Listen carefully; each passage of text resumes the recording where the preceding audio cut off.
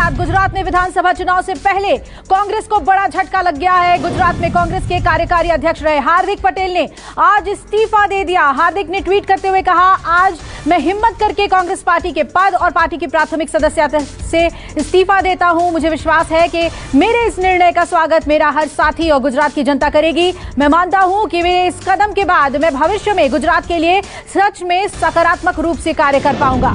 दूसरी big breaking के लिए रुख करेंगे पंजाब का। किसानों ने एक बार फिर मोहाली चंडीगढ़ सीमा पर पक्का मोर्चा लगा दिया है। किसान मोहाली के वाईपीएस चौक पर ट्रैक्टर, ट्रॉलियों और रसद और लंगर के साथ सारा सामान लेकर पहुंच गए हैं। साथ ही किसानों ने आज अपनी मांगे नहीं माने जाने पर चंडीगढ़ में मुख्यमंत्री आवास की ओर कूच करने का ऐलान कर दिया है। इस बीच पंजाब सरकार ने कैबिनेट की बैठक भी बुला ली है। बैठक में किसान आंदोलन पर चर्चा होगी और सूत्रों से खबर है कि किसानों की कुछ मांगों पर सरकार झुक सकती है। वहीं आज किसान और पंजाब के बीच बातचीत हो सकती है। तीसरी बड़ी खबर का रुख करेंगे वाराणसी से। बड़ी खबर, आज वहां वकीलों की हड़ताल है।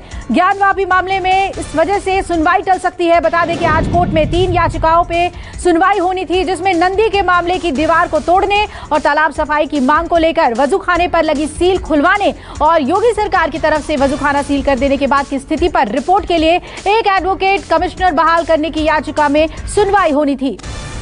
चौथी बड़ी खबर भी ज्ञानवापी मामले से जुड़ी हुई। All India Muslim personal law board active हो गया है। बोर्ड ने देर रात तक बैठक में तय किया कि ज्ञानवापी मस्जिद को ऐसे ही नहीं देगा, बल्कि मुस्लिम पक्ष को हर संभव कानूनी मदद करेगा। इसके अलावा बोर्ड राष्ट्रपति से भी मिलेगा और 1991 के पूजा स्थल अधिनियम को बचाने की गुहार लगाएगा। All India Muslim personal law board ने कल रात करीब 2 बजे वर्चुअल बैठक की, जिसकी अध्यक्षता बोर्ड के अध्यक्ष राबे हसन नदवी ने की और इस बैठक में देश भर के 45 सदस्य शामिल हुए थे।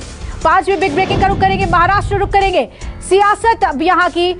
इसमें औरंगजेब की एंट्री हो गई है। औरंगाबाद से औरंगजेब की कब्र को हटाने की मांग तेज हो गई है। बीजेपी और एमएनएस ने उद्धव सरकार से कब्र हटाने की मांग की है। वही औरंगजेब की कब्र हटाने की मांग पर उद्धव सरकार की तरफ से पलटवार भी किया गया है। शिवसेना ने कहा है कि जब फडणवीस सरकार सत्ता में थी तब औरंगजेब की याद किसी को नहीं आई। बता दें कि औरंगजेब के दौरे के दौरान एआईएमआईएम नेता अकबरुद्दीन ओवैसी ने औरंगजेब के मकबरे पर जाकर फतिहा पढ़ा था।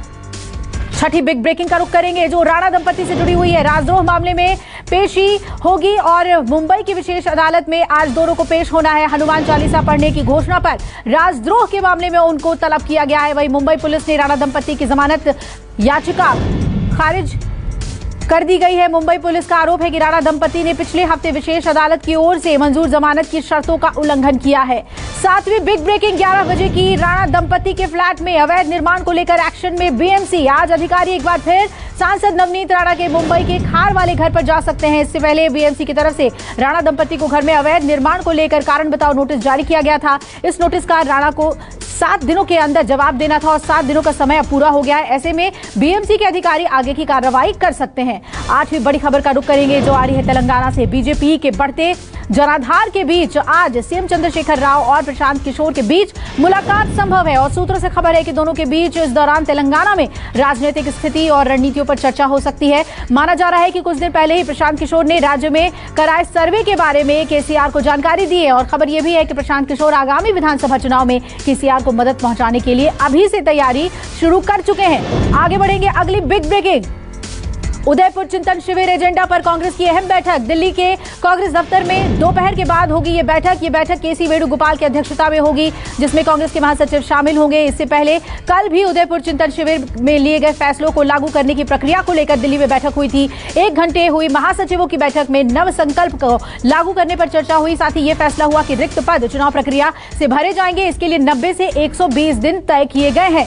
10वीं बड़ी खबर 11 बजे की। अन्ना हजारे ने लोकायुक्त कानून को लेकर आंदोलन की चेतावनी दी।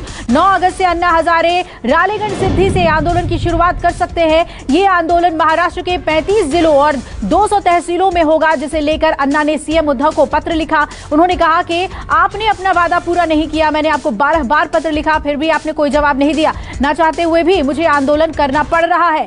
11 बजे की 11वीं बिग ब्रेकिंग असम से, जहां बाढ़ और बारिश का कहर लगातार जारी है। असम असम के 24 जिले भीषण बाढ़ की चपेट में है। 2 लाख से ज्यादा लोग बाढ़ से प्रभावित हुए हैं। असम में बाढ़ और लैंडस्लाइड की वजह से अब तक 7 लोगों की मौत हो चुकी है। दीमा हसाओ, कछार, चराईदेव, दरांग, धेमाजी और डिब्रूगढ़ जिले बाढ़ से सबसे ज्यादा प्रभावित हुए हैं। बाढ़ की वजह से कई इलाके जलमग्न हो गए। सड़कों और रेलवे ट्रैक पर पानी भर गया है और बाढ़ के कारण कई गांवों का मुख्य हिस्सों से संपर्क टूट गया है।